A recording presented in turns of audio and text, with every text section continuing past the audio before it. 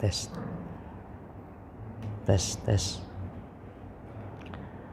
Halo, tes. Bismillahirrahmanirrahim.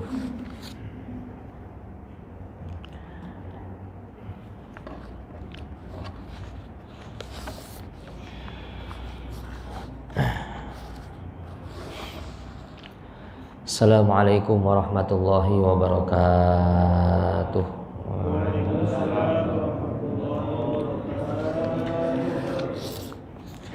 Ila hadratin habibina syafi'ina wa qurrati a'yunina sayyidina Muhammadin sallallahu alaihi wasallam wa ila abaihi wa ummahatihi wa auladihi wa azwajihi wa zurriyyatihi wa ikhwani minal anbiya'i wal mursalin wal malaikatil muqarrabin syai'u lillahi lahum al-fatihah.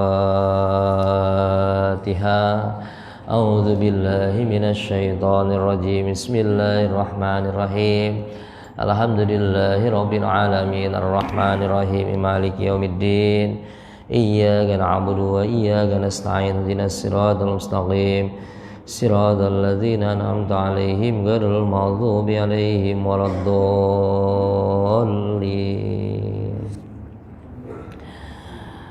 Summa ila rahi sahabati Rasulullah sallallahu alaihi wasallam Abi Bakr wa Umar Utsman wa Ali wa ala baqiyati sahabati Rasulullah sallallahu alaihi wasallam wattabi'in wattabi'in bisalamuddin radhiyallahu anhum ajma'in. Al-Fatihah. A'udzu billah. Pakai mic aja saya, enggak enak ini. Terus Ar-Rahmanir Rahim Maliki Yaumiddin iyyaka na'budu wa iyyaka nasta'in ihdinas siratal mustaqim siratal ladzina an'amta 'alaihim ghairil maghdubi 'alaihim waladdallin. Amin. Summa ila rahi jamil awliya taulamil amin wa syuhada wa salihin usan ketubarabani Tuhan Syekh Abdul Qadir Jalani qaddasallahu sirra ajiz wa nafa'ana bihim wa biulumihim wa karamatihim syai'u lillahi lahum al-fatihah. A'udzu billahi minasy syaithanir rajim. Bismillahirrahmanirrahim. Alhamdulillahi rabbil alamin arrahmanir rahim maliki yaumiddin iyyaka na'budu wa iyyaka nasta'in ihdinas siratal mustaqim siratal ladzina an'amta 'alaihim ghairil maghdubi 'alaihim waladdallin. Amin. Summa ila rahi abaina wa ummahatina wa auladina wa azwajina wa zurriyyatina wa masyayikhina wa aqrabaina wa ustadzina wa li jamil muslimina wal muslimat wal mu'minina wal mu'minat al ahya'i minhum wal amwat bi syafa'ati Rasulullah sallallahu alaihi wasallam syai'u lillahi lahum al-fatihah. A'udzu billahi minasy syaithanir rajim. Bismillahirrahmanirrahim. Alhamdulillahi rabbil alamin arrahmanir rahim maliki yaumiddin iyyaka na'budu wa iyyaka nasta'in ihdinas siratal mustaqim siratal ladzina an'amta 'alaihim ghairil maghdubi 'alaihim waladdallin.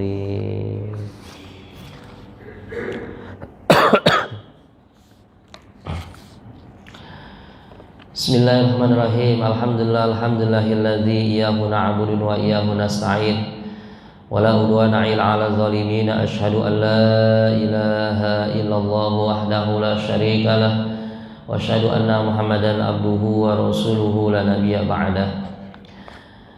Amma ba'du, qalu subhanaka la ilma lana illa ma 'allamtana innaka antal alimul hakim. Qala Allah ta'ala fil Qur'anil Karim wa huwa asdaqul qailina. Bismillahirrahmanirrahim. Allahu latifun bi ibadihi yarzuqu man yasha'u wa huwal qawiyyul aziz. Wa qala Rasulullah sallallahu alaihi wasallam man intaqala liyata'allama ilman ghufira lahu qabla an yaqtual hadis. Qala rabbi shrah li sadri wa yassir li amri wahlul 'uqdatam min lisani yafqahu qawli wa la haula wa la quwwata illa billahil aliyyil azim walhamdulillahi rabbil alamin. Alhamdulillah, segala puji bagi Allah Subhanahu wa taala terus menerus kita haturkan, yang mana alhamdulillah pada kesempatan di waktu yang penuh berkah ini, di tempat ini, di saat ini, setelah kita tadi menunaikan salah satu kewajiban kita yaitu sholat subuh berjamaah, dan juga masih pada kesempatan bulan yang mulia ini, mari senantiasa kita selalu bertasyakur, memuja dan juga memuji kepada Allah Subhanahu wa taala atas segala keberkahan, nikmat, karunia, taufik, inayah, hidayah yang diberikan oleh Allah kepada kita semua. Sehingga alhamdulillah dengan nikmat yang Allah Subhanahu wa taala berikan kepada kita semua, alhamdulillah hati kita masih digerakkan oleh Allah Subhanahu wa taala, langkah kita masih diringankan oleh Allah Subhanahu wa taala, tidak lain dan tidak bukan dalam rangka melaksanakan salah satu kewajiban ibadah kita. Tentu kita berharap kepada Allah Subhanahu wa taala mudah-mudahan amaliyah ibadah yang selama ini kita kerjakan dan yang insya Allah kelak nanti akan kita kerjakan, mudah-mudahan seluruhnya diterima oleh Allah Subhanahu wa taala. Salawat ring salam semoga tercurah juga kepada junjungan kita, habibina wa syafi'ina Nabi besar Muhammad sallallahu alaihi wasallam, pada keluarganya, para sahabatnya, para pengikutnya, para tabi'in, para aulia, para hujjaz, para alimil ulama, dan insya Allah kelak mudah-mudahan sampai kepada kita semua, amin ya robbal alamin. Baik para jamaah sekalian, para bapak, para ibu yang ada di dalam masjid khususnya, untuk menyempurnakan amaliyah ibadah kita di dalam masjid ini, mari sejenak kita duduk niat i'tikaf. Insyaallah jika kita sempurnakan dengan niat i'tikaf, mudah-mudahan Allah Subhanahu wa taala akan menyempurnakan amaliyah kita di masjid ini, amin ya robbal alamin.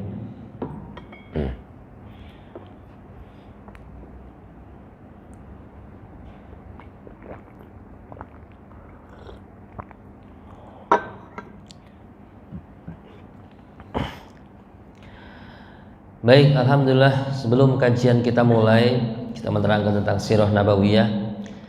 Sekedar tabarukan, alhamdulillah patut kita bersyukur kepada Allah Subhanahu wa taala sehingga alhamdulillah hari ini kita masih berada di salah satu bulan yang dimuliakan oleh Allah Subhanahu wa taala. Bulan tersebut itu dinamakan dengan bulan Dzulhijjah. Kalau saya tanya Dzulhijjah hari ini tanggal berapa, Pak? Tanggal berapa? 11, 17. Baik, yang mana alhamdulillah kita masih diberikan nikmat panjang umur oleh Allah Subhanahu wa taala sehingga hari ini kita berada di bulan Dzulhijjah, itu tepatnya hari ke-17.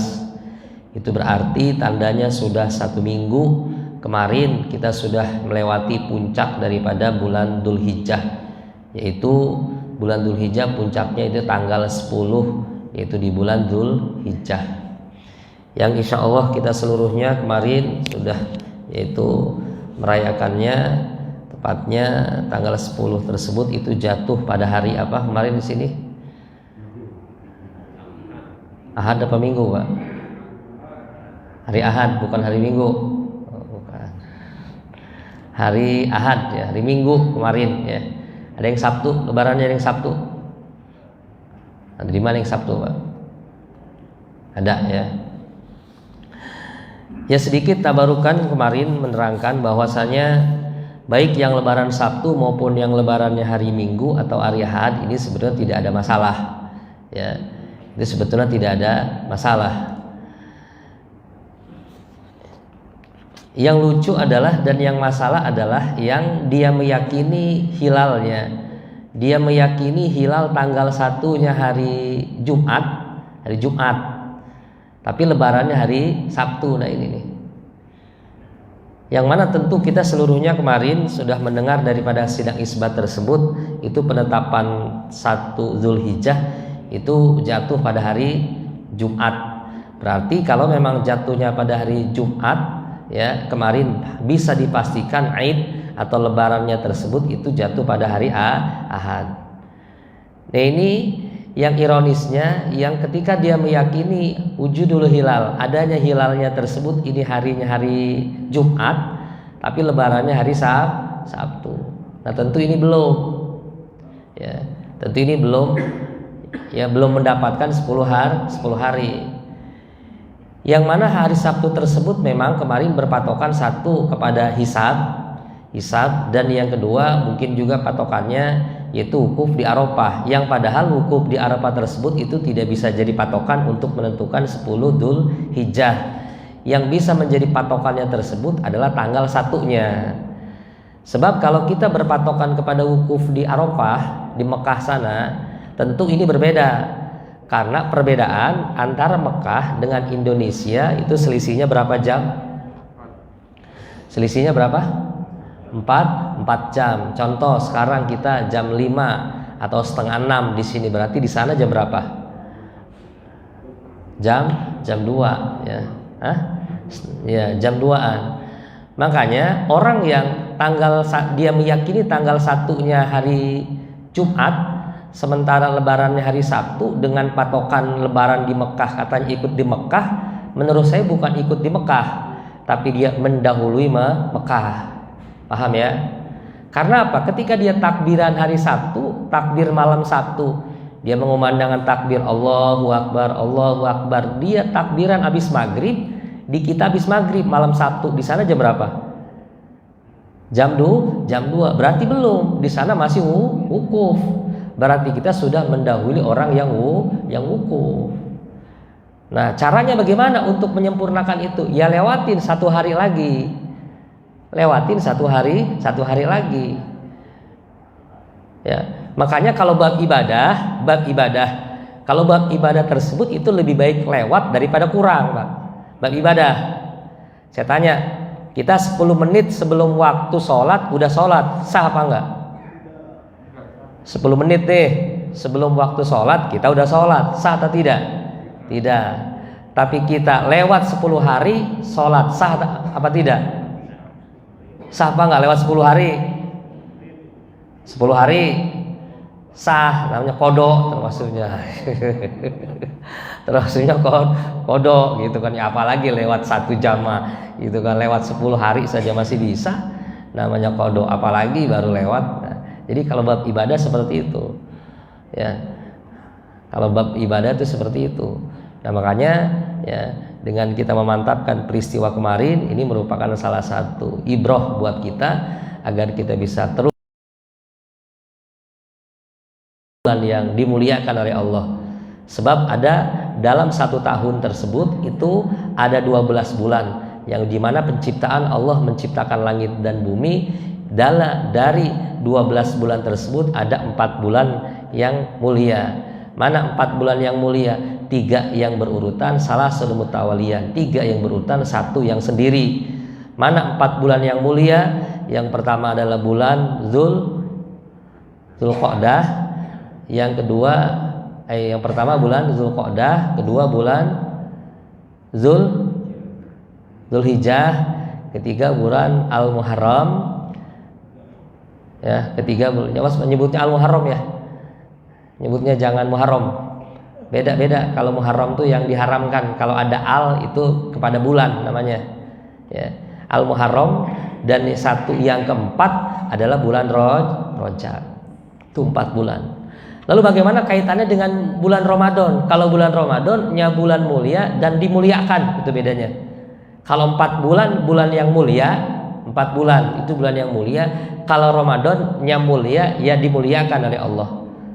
Mana bentuk kemuliaan daripada bulan Ramadan? Saking mulia dan dimuliakannya, hanya nama Ramadan, kalimat Ramadan yang termaktub dalam Al-Quran. Allah Subhanahu wa taala berfirman, "Syahrul Ramadan alladzi unzila fil Qur'an hudal linnasi wa bayyinatin minal huda wal furqan." Syahrul Ramadan, ada kalimat Ramadan. Tidak ada Syahrul Rajab, tidak ada Syahrul Muharram, tidak ada Syahrul Dzulhijjah, itu tidak ada. Hanya diberi keistimewaan oleh Allah Subhanahu wa taala, yaitu bulan Ramadan. Tuh, hendaklah peristiwa kemarin itu menjadi ibrah buat kita, pelajaran buat kita. Apa pelajaran buat kita? Bahwa pelajaran yang berharga buat kita kemarin adalah seberat apapun perintah Allah Subhanahu wa taala, wajib hukumnya kita melaksanakan. Karena perintah Allah Subhanahu wa taala tersebut itu di atas segalanya. Mudah-mudahan kita seluruhnya bisa mengambil ibrah pelajaran daripada peristiwa kemarin, dengan harapan ketika kita mengambil ibrah pelajaran, Allah Subhanahu wa taala akan memberikan keberkahannya untuk kita semua. Amin ya rabbal alamin. Baik, kita masuk kepada kajian yang ada kitabnya, buka halaman 15 ya.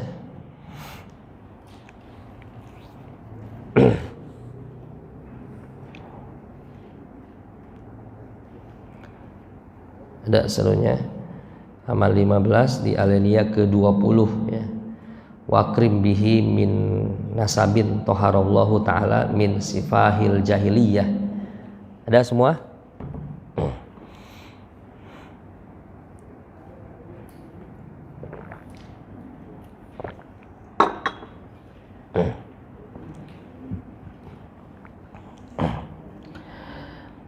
A'udzubillahi minasyaitonirrajim. Bismillahirrahmanirrahim. Halaman 15 alinea ke-20.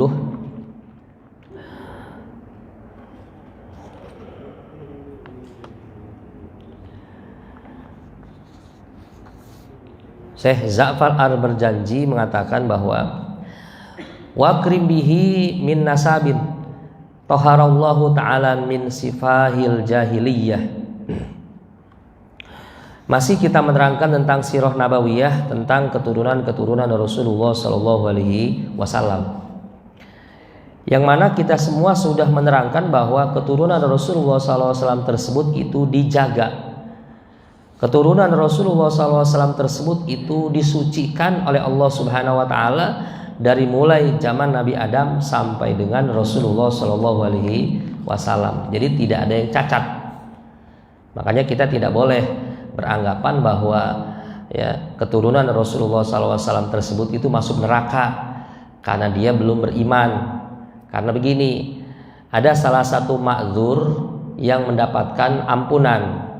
Mana? Yaitu salah satunya tersebut itu zaman fatrah namanya. Zaman fatrah tersebut zaman kelangkaan Rasul. Karena dari mulai Nabi Isa kepada Nabi Muhammad SAW itu ada 300 tahun kurang lebih. Dari mulai kurun 300 tahun kekosongan Rasul tersebut, nah ini disebutnya zaman fatrah. Nah orang-orang yang zaman fatrah tersebut, kalau dia masih mengikuti ajaran Nabi Isa yang memang belum disalin tersebut, maka orang tersebut juga termasuk kategori orang-orang yang beriman kepada Allah Subhanahu wa Ta'ala. Terus wakrim bihi min nasabin toharallahu ta'ala min sifahil jahiliyah.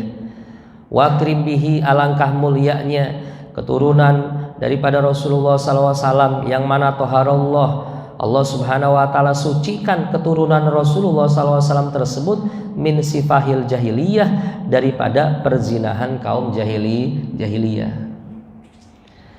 Jadi dari mulai zaman Nabi Adam alaihissalam sampai dengan ya ibunya Rasulullah SAW, bapaknya Rasulullah SAW tersebut itu dihilangkan daripada sifah.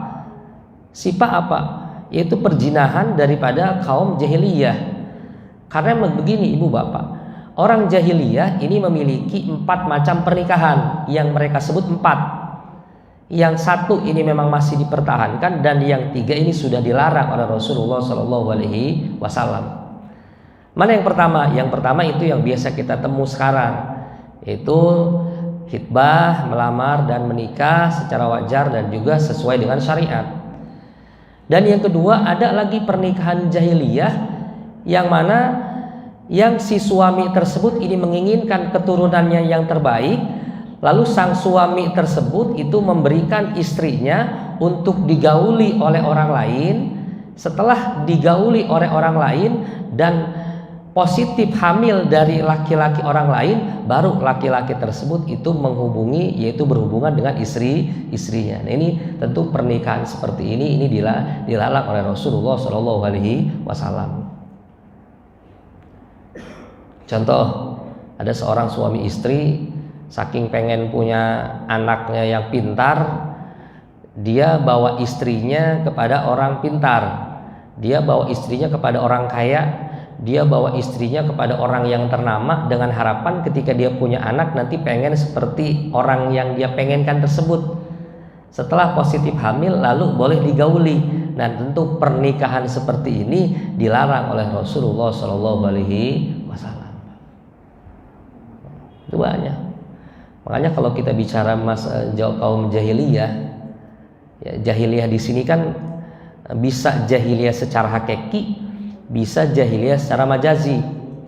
Kalau jahiliyah secara hakiki, kalau kita bicara tentang bejatnya orang-orang dulu, orang-orang jahiliyah, tentu ini tidak lebih bejat daripada umat Nabi Muhammad, orang-orang jahiliyah tersebut. Coba kita perhatikan, Nabi Nuh alaihissalam bejat kaumnya, tapi tidak disebut jahiliyah. Nabi Musa juga sama, tidak disebut jahiliyah.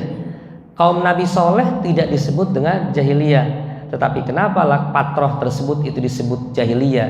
Karena memang segala bentuk kejahatan yang di muka bumi tersebut ini tidak melebihi kejahatannya daripada kaum jahiliyah. Contoh, kalau sekarang orang yang ada minum-minuman keras, mabuk-mabukan. Kalau ada orang yang sekarang mabuk-mabukan, itu udah ketinggalan zaman, Pak. Kaum jahiliyah lebih daripada itu. Kalau sekarang orang mabok cuma tiap malam doang. Kalau orang jahiliyah dulu sehari bisa 5 kali tuh Pak mabok. Kalau orang jahiliyah tersebut itu dulu tukang mukul orang. Kenal Umar bin Khattab, Pak? Saya tanya, kenal nggak Umar bin Khattab? Kenal nggak Umar bin Khattab? Kenal dari mana? Oh kenal, hebat kenal Umar bin Khattab ya. Umar bin Khattab sebelum dia memeluk agama Islam, sebelum dia beriman kepada Rasulullah SAW, itu tukang pukul, Pak, luar biasa dia. Sehingga setiap hari kerjanya ribut. Tuh, jahiliyah. Tapi ketika Umar bin Khattab tersebut ini beriman kepada Rasulullah SAW, dia tersebut ini bertaubat kepada Allah Subhanahu Wa Taala, tidak lagi. Makanya jahiliyah tersebut itu luar biasa. Tuh, sifat jahiliyah, pernikahan jahiliyah, perzinahan yang disebut dengan jahiliyah tersebut memang itu dibersihkan keturunan Rasulullah SAW. Ada lagi sifat jahiliyah, orang jahiliyah tersebut itu perempuannya 1, laki-lakinya 10, Pak. Perempuannya 1, laki-lakinya 10. Tuh nanti bila mana si perempuan tersebut itu punya anak, dilihat. Ini dia nih miripnya sama siapa nih anaknya? Oh, hidungnya nih kayak si A nih, berarti anaknya anak si A. Dilihat lagi, oh ini matanya kayak si B nih, oh berarti anak ini anak si B. Nanti yang 10 nyari lagi perempuan. Perempuan juga sama seperti itu, nyari lagi 10 orang. Nah ini pernikahan seperti itu, tentu itu namanya sifat jahiliyah, perzinahan, dan itu terseluruhnya dibebaskan oleh Rasulullah SAW. Makanya kalau ada orang tukang zina sekarang, tukang selingkuh sekarang, itu sudah lewat, udah ketinggalan zaman, sudah jauh dengan zaman jahiliyah. Kalau kita bicara jahiliyah secara hakiki, tapi kalau kita berbicara jahiliyah secara majazi, makna jahiliyah tersebut bodoh, tidak mengenal Allah Subhanahu Wa Taala. Dia bodoh, tidak mengenal Allah Subhanahu Wa Taala. Yang terakhir, yang keempat, ada lagi model pernikahan jahiliyah tersebut yang mana saling tukar pasangan, Pak. Saling tukar pasangan. Si A pasangannya dengan si Hindun, si B pasangannya dengan si Dakdu, ditukar pasangannya, saling tukar menukar. Itu sifaul jahiliyah. Tuh, keturunan Rasul dari mulai zaman Nabi Adam alaihissalam sampai dengan Rasulullah SAW itu terbebas daripada sifaul jahiliyah. Allah. Ya. Makanya kalau bicara masalah perzinahan sekarang, zaman dulu sudah luar biasa perzinahannya. Makanya itu seluruhnya dilarang oleh Rasulullah SAW. Tidak lain dan tidak bukan apa ingin menyelamatkan keturunan, Pak. Karena kalau memang keturunannya seperti itu, nantinya keturunannya nggak jelas. Makanya jangan salah, Pak. Jangan salah. Kalau kita bicara keturunan, makanya begini. Kenapa sebabnya Nabi Isa itu dianggap Tuhan? Karena mereka menganggap bahwa Nabi Isa tersebut itu tidak memiliki bapak. Yang padahal sebetulnya kalau bicara tidak memiliki bapak dia dianggap Tuhan, ada makhluk Allah yang tidak punya ibu, tidak punya bapak. Saya tanya, siapa manusia yang tidak punya ibu, tidak punya bapak? Siapa? Nabi Adam. Ada lagi manusia tersebut yang punya ibu, punya bapak. Kita punya ibu, punya bapak. Ada manusia tersebut yang hanya punya bapak, tapi tidak punya ibu. Siapa? Punya bapak, nggak punya ibu. Siti Hawa. Kalau kita nyebutnya Siti, awas tuh, kalimat Siti itu singkatan ya. Tahu singkatannya apa? Siti. Apa singkatannya? Siti itu singkatan dari kata Sayyidati Hawa. Tuh. Jadi kalau mereka menganggap bahwa Nabi Isa itu hebat, tidak punya bapak, Nabi Adam lebih hebat lagi. Nabi Adam lebih hebat lagi. Karena Nabi Adam tidak lebih hebat lagi karena Nabi Adam tidak punya ibu dan juga tidak punya bapak. Makanya para rasul diutus oleh Allah Subhanahu wa taala, diberikan mukjizat sesuai dengan kondisi yang pada saat terjadi pada kaum itu. Nabi Musa alaihissalam diberikan mukjizat, ya. Nabi Musa alaihissalam diberikan mukjizat oleh Allah karena pada saat itu banyak sekali kaum Nabi Musa yang menguasai ahli sihir.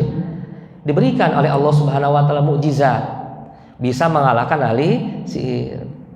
Nabi Isa alaihissalam, karena pada saat itu Nabi Isa tersebut banyak kedokteran, dokter pada saat itu. Nah, Allah Subhanahu wa taala memberikan mukjizat pada saat itu kepada Nabi Isa, bisa menyembuhkan orang sakit dan juga menghidupkan orang mati. Karena pada saat itu muncul tuh dokternya tuh luar biasa. Tuh Rasulullah SAW itu serunya diutus tidak lain dan tidak bukan yaitu untuk menyempurnakan akhlak. Makanya di sini terus alaynya 21, Aurada Zainul Iraqi waridahu fi mauridihin haniyyi warawah. Zain al-Iraqi yaitu menuturkan dalam sebuah karangannya yang syairnya yang luar biasa, yang begitu enaknya didengar tersebut dengan meriwayatkan ini. Hafidhul ilah ini kalau dalam istilah ilmu bahar namanya bahar kamil. Bahar kamil ini yaitu wazannya mutafailun. Itu hafidhul ilahu karamatan li Muhammadin abahul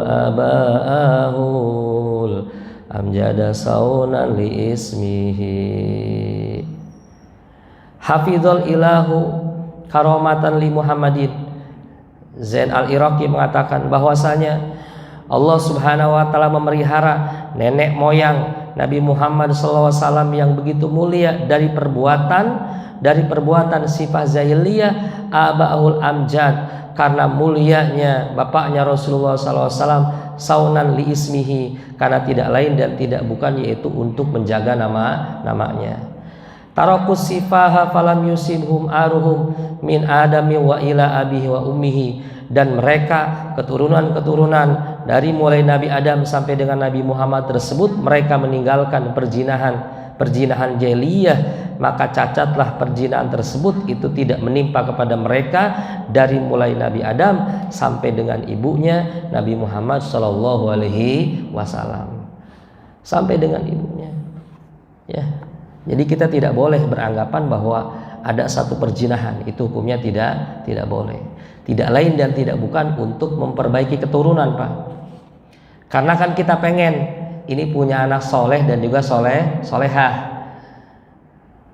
Makanya ketika saya kaji seperti ini, orang ada yang bertanya kepada saya, Ustadz, bagaimana sih caranya kita tersebut agar punya anak soleh dan juga solehah, punya keturunan yang memang soleh dan juga solehah?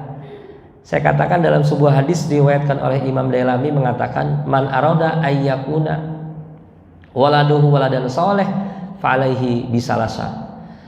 Rasulullah SAW pernah bersabda, barang siapa orang yang menginginkan keturunannya menjadi soleh dan juga solehah, maka 3 hal yang harus dia laksanakan. Mana? Yang pertama adalah ayyakuna waliduhu uswatan lahum. Yang pertama, waliduhu, bapaknya, uswatan lahum. Kalau memang anak tersebut ingin menjadi anak soleh dan juga soleha, yang pertama orang tuanya uswah, harus menjadi contoh yang baik. Bapak ibu pengen punya anak soleh, Caranya bagaimana? Bapak ibu dulu harus ngasih contoh yang baik. Jangan ini mah anak disuruh ngaji tapi babanya kagak mau ngaji. Anak disuruh rajin ke masjid, bapaknya nggak pernah ke masjid. Harus menjadi contoh. Kalau ayah orang tua tidak bisa menjadi contoh, jangan harap anak tersebut ini bisa menjadi anak yang soleh dan juga soleha. Itu contohnya. Contohi dalam satu keluarga sholat berjamaah, ya, bapaknya menjadi imam, anak istrinya menjadi makmum. Setelah itu berdoa diamini oleh anak dan juga istrinya. Berkah hidup, Pak, kalau kita memiliki anak soleh dan juga soleha. Mana contohnya tuh Nabi Ibrahim alaihissalam. Coba tuh contohnya, anaknya luar biasa. Makanya saya tuh kemarin, peristiwa kemarin itu menjadi satu ibroh buat saya pribadi. Ternyata segala sesuatu yang kita cintai, Pak, itu akan menjadi cobaan. Benar nggak? Coba Nabi Ibrahim alaihissalam, selama hidupnya dia berdoa, Robbi habli minas solihin, Robbi habli minas solihin. Setelah Nabi Ibrahim umur 80 tahun, baru Nabi Ibrahim diberikan keturunan. 80 tahun, Pak, baru diberikan keturunan. Begitu Nabi Ibrahim cinta dengan keturunannya, dengan anaknya tersebut Ismail. Cinta Nabi Ibrahim kepada anaknya. Lalu apa? Datang perintah Allah Subhanahu wa ta'ala. Allah pengen nguji, apa Ibrahim ini lebih cinta kepada Allah, apa lebih cinta kepada makhluknya, yaitu anaknya. Akhirnya Nabi Ibrahim alaihissalam tersebut itu membuktikan rasa cintanya kepada Allah Subhanahu wa ta'ala. Nabi Ibrahim cinta terhadap anaknya, tapi itu menjadi cobaan. Nah, ini juga bisa menjadi contoh buat kita. Kalau kita terlalu cinta sama istri, bisa jadi istri jadi cobaan buat kita, Pak. Kalau kita cinta sama anak, anak jadi cobaan. Kalau kita cinta sama harta, harta bisa jadi cobaan. Kalau kita cinta sama jabatan, cinta dengan pekerjaan, cinta terhadap dunia, justru kelak dunia tersebut kelak yang akan menjadi cobaan buat kita. Itu makanya hati-hati. Makanya tidak ada cinta yang sejati. Yang sejati adalah cinta karena Allah Subhanahu wa ta'ala. Tuh ya, tuh luar biasa.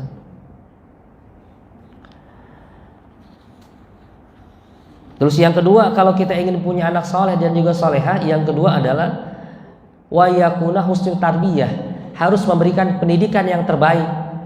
Berikan pendidikan kita yang terbaik. Anak cucu kita kasih pendidikan yang terbaik. Terutama pendidikan yang terbaik adalah ilmu agamanya. Sholatnya diajarin tuh. Wudunya juga tata caranya, haidnya bagaimana kalau kita punya anak. Kita ajarkan, berikan pendidikan yang terbaik. Ajarkan anak dan juga keturunan kita mengenal dzurriyyah Rasulullah Shallallahu Alaihi Wasallam. Ajarkan Al-Quran terutama. Ingat, Pak, jangan bangga kita punya anak pinter bahasa Inggris tapi tidak bisa baca Al-Quran. Jangan bangga. Harusnya sedih punya anak tidak bisa baca Al-Quran. Karena kelak anak tersebut kelak nanti dipertanyakan di hadapan Allah Subhanahu wa ta'ala. Ya. Dan yang terakhir adalah wa yakuna ta'amu halal. Dan yang terakhir adalah berikan konsumsi makanannya makanan yang halal. Tidak boleh memberikan anak dan juga keturunan kita yang haram.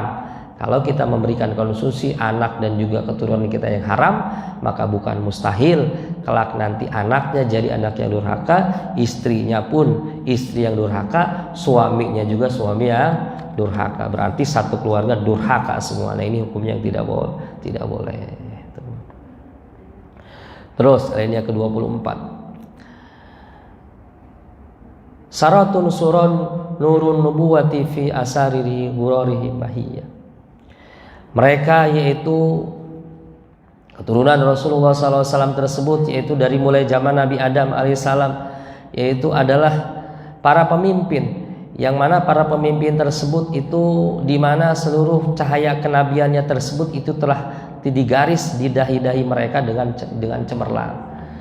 Jadi keturunan Rasulullah SAW dari mulai zaman Nabi Adam, ya, nenek moyang Rasulullah SAW dari mulai zaman Nabi Adam alaihissalam sampai dengan ibunya, sampai dengan bapaknya, itu sudah ada tuh cahaya-cahaya kenabiannya, terus sudah ada dititipkan. Siapa yang pertama kali tahu bahwa Nabi Muhammad tersebut adalah seorang nabi? Ternyata bukan orang Islam. Ternyata seorang pendeta. Sudah mendengar kisahnya, Pak? Ya, seorang pendeta namanya Buhairah. Pada saat itu Rasulullah SAW ikut berdagang. Satu ketika melihat satu keanehan Buhairah tersebut, keanehan yang mana keanehannya tersebut ini dia dapati dalam kitab yang diajarkan oleh Nabi Isa, bahwa kelak nanti salah satu mukjizat Nabi akhir zaman adalah salah satunya tersebut yang kalau berjalan itu selalu dinaungi oleh awan, Pak. Selalu dinaungi oleh awan. Makanya Rasulullah SAW tersebut itu tidak pernah kepanasan. Dalam salah satu keistimewaan Rasul itu, Pak, tidak punya bayangan. Tidak punya apa? Bayangan. Jadi kalau jalan tuh nggak punya bayangan. Kalau kita kan punya bayangan, ya nggak? Kalau Rasul tidak punya bayangan. Kenapa Rasul tidak punya bayangan? Ya, dalam sebuah syairan mengatakan anta syamsun anta nurun fawqa nuri. Rasul adalah matahari, cahaya di atas cahaya. Bagaimana mau bisa berbayang? Justru matahari yang berbayang karena sinarnya, nurnya Rasulullah Shallallahu Alaihi Wasallam. Luar biasa. Salah satu keistimewaan Rasul tersebut hatinya tidak pernah tidur, sekalipun matanya tidur. Kalau kita mah enggak, Pak. Mata melek juga hatinya tidur, apalagi matanya tidur. Kalau kita mah Rasul enggak pernah tidur. Ya, kayak Pak Sony itu begitu, biarpun merem dia hatinya. Hatinya dia wah. Apalagi gitu kan. Rasulullah Shallallahu Alaihi Wasallam. Ya. Rasulullah SAW tersebut. Dan orang yang melihat muka Rasul itu selalu terbayang-bayang. Gitu.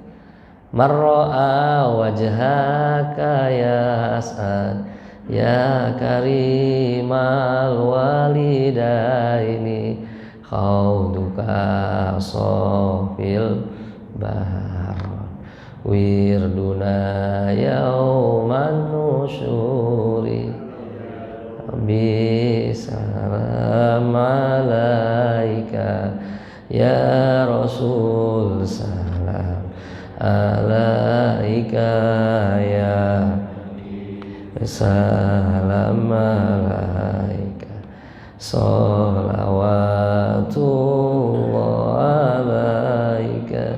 Marra'a wajhaka yas'ad, barang siapa orang yang melihat engkau ya Rasul yas'ad, maka dia timbul kebahagiaan, Pak. Kita tadinya bingung, tadinya stres begitu melihat wajah Rasulullah SAW hilang. Gitu. Nggak beda kita lagi bingung lihat muka Pak Sony gitu kan. Wah, pengen bawaannya, pengen apa? Tuh ya, Rasulullah SAW itu keistimewaan sangat luar biasa. Ya, nanti kita bahas tentang sifat-sifatnya. Itu bagaimana tentang luar biasa tersebut ya. Makanya kalau kita bahas itu tidak ada habis-habisnya. Kalau kita bahas tentang sirah sejarah Rasulullah SAW itu, jadi terpancar cahaya-cahayanya terus cahayanya. Bahkan Rasulullah SAW ketika berjalan dalam kegelapan itu tidak butuh lampu, lampu. Justru para sahabat tersebut itu mengikuti langkah Rasulullah SAW. Kalau kita mah enggak kan? Ya, makanya kenapa Rasulullah SAW umur Rasul berapa tahun? 63 tahun. Karena memang di masa seperti itu biasanya orang tersebut itu kalau lebih dari segitu a'radul basyarnya suka pikun. Masa Rasul pikun? Makanya umur umat Rasul nggak jauh-jauh daripada 63 tahun. Saya tanya di sini ada umurnya yang udah 63 tahun? Oh, yang depan ya. Oh, depan tuh umurnya seperti itu ya. Jadi sudah terpancar dari cahayanya Rasulullah SAW. Terus satu lagi. Wa badara badruhu fi jabihi jaddihi Abdul Muthalib wa ibnu Abdullah. Dan sudah jelas cahaya Nabi Muhammad SAW tersebut itu di kakeknya Abdul Muthalib, ya, dan juga ayah yaitu anaknya yaitu Abdullah. Jadi dari Abdullah, Abdul Muthalib terus, dan juga ini sudah jelas cahayanya Rasulullah SAW itu sudah ada di dahinya. Tuh. Jadi sudah keturunannya tersebut itu dijaga oleh Allah Subhanahu wa taala. Atirlahumma qabrahul karim bi arbi syaddim min salati wa taslim. Mudah-mudahan Allah Subhanahu wa taala mengharumkan ya kuburan Rasulullah SAW yang penuh mulia dengan harum semerbak dari rahmat Allah Subhanahu wa taala. Bahkan satu lagi keistimewaan Rasul tersebut itu badannya nggak pernah bau, Pak. Selain Rasul mah wangi. Keringatan Rasul juga sama seperti kita. Cuman kalau kita beda keringatnya sama Rasul. Rasul semakin banyak berkeringat semakin wangi. Kalau kita makin banyak keringat bagaimana, Pak? Oh, udah baunya luar biasa kita sama Allah. Kalau Rasul mah deket sama Rasul kita enak. Natapnya juga luar biasa tuh ya. Tuh ya. Insyaallah buat pertemuan berikutnya kita juga masih menerangkan tentang yaitu keberadaan alam semesta karena lahirnya Rasulullah SAW. Baik, sebelum kita tutup silakan. Ada beberapa menit sebelum waktu syuruk.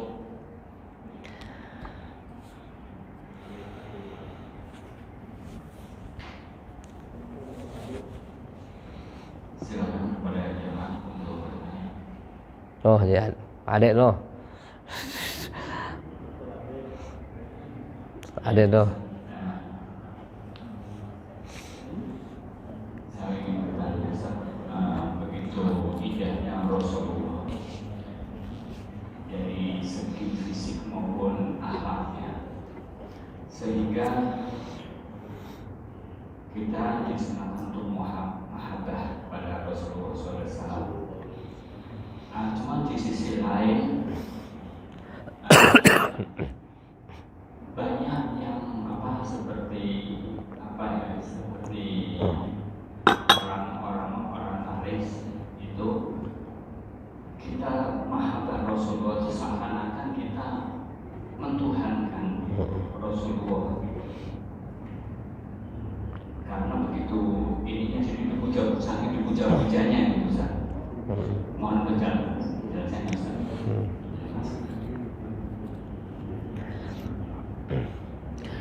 Ya. Jadi tentang masalah mahabbah bagaimana? Nah, tentu kita tersebut itu harus mahabbah. Salah satu cabang daripada iman harus hubullah wa rasuluh. Harus cinta kepada Allah dan juga cinta kepada Rasulnya. Sehingga kita tidak sah cinta kita kepada Allah kalau kita tidak cinta kepada Rasulullah SAW. Bentuk kecintaan kita kepada Allah ya kita ekspresikan lewat mengikuti ajaran yang diajarkan oleh Rasulullah SAW. Lalu pengertiannya bagaimana saking mahabbahnya sehingga kita seolah-olah mengkultuskan. Wah, dipuja-puja. Nah, orientasinya bagaimana? Nah, tentu selagi memang kita tidak mentuhankan, ya Nabi Muhammad SAW itu tidak ada masalah. Yang tidak boleh adalah seolah-olah Nabi Muhammad menciptakan sesuatu.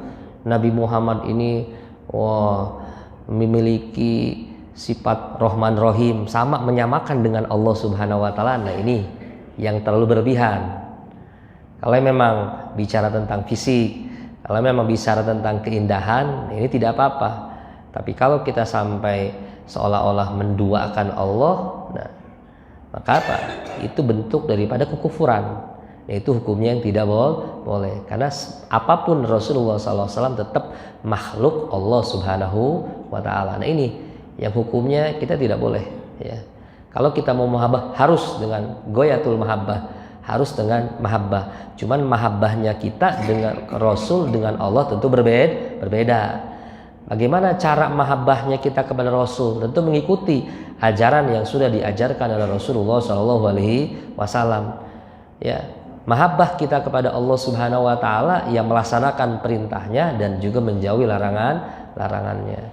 Salah satunya bentuk mahabbah ya, yang memang keterlaluan. Ada mahabbah yang keterlaluan bahwa Rasulullah SAW pun ikut andil dalam penciptaan langit dan bumi. Itu ada salah satu kaum yang mengatakan seperti itu, ikut andil. Jadi bumi dan langit ini diciptakan dari nurnya Rasulullah SAW. Itu tidak seperti itu, dari Allah ya hakikatnya ya.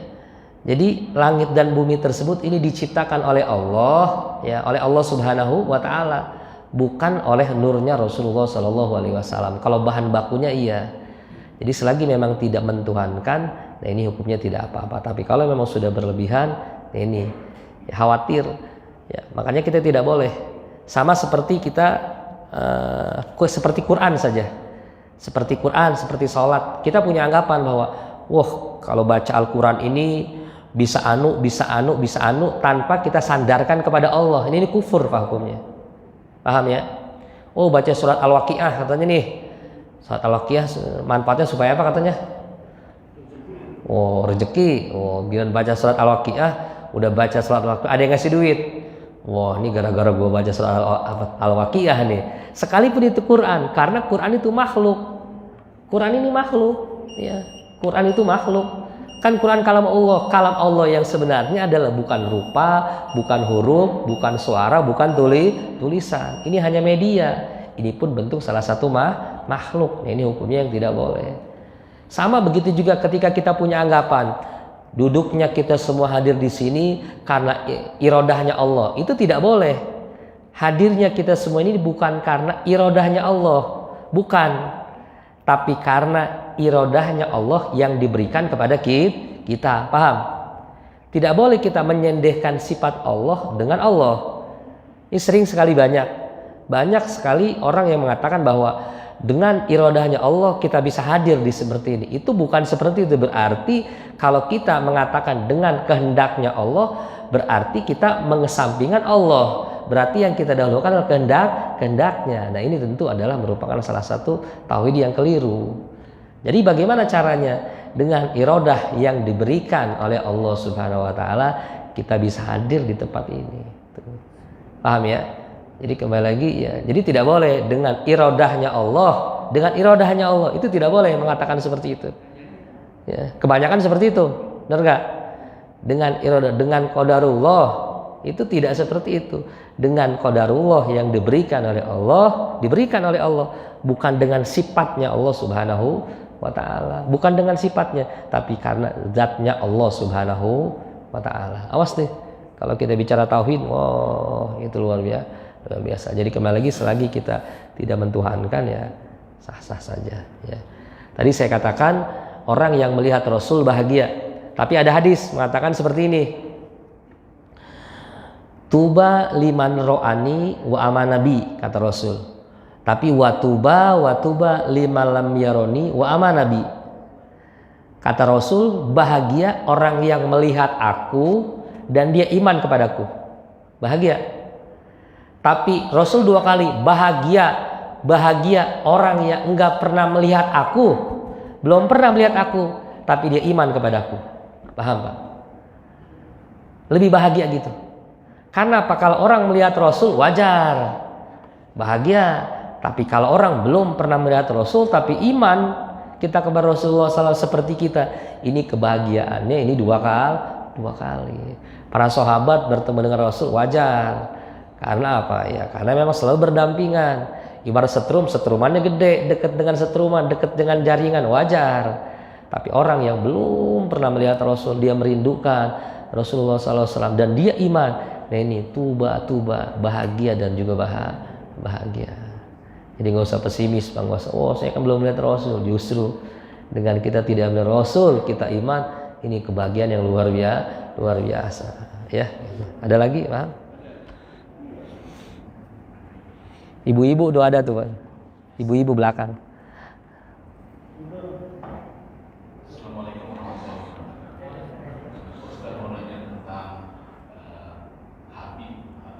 Hah? Habib? Oh Habib, ya.